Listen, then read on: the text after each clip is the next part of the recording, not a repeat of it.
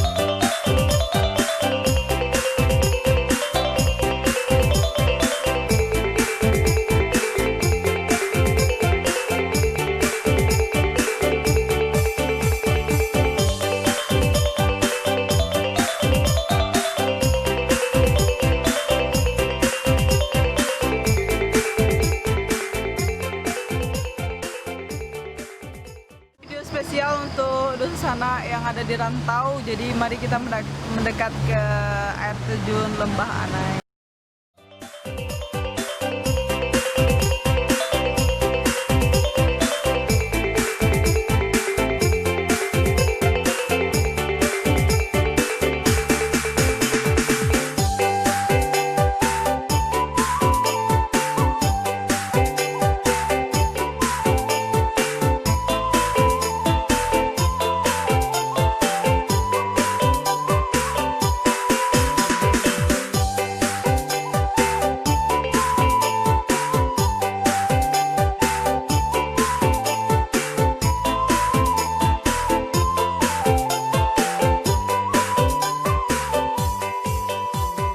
Setelah melewati jembatan dan kita sampai juga di lokasi yang dituju, yakninya Lembah Anai ya.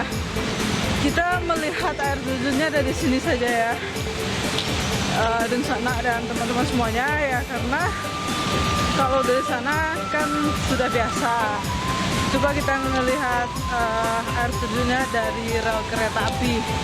Yang rel kereta api ini berada tepat di seberang jalan air terjun.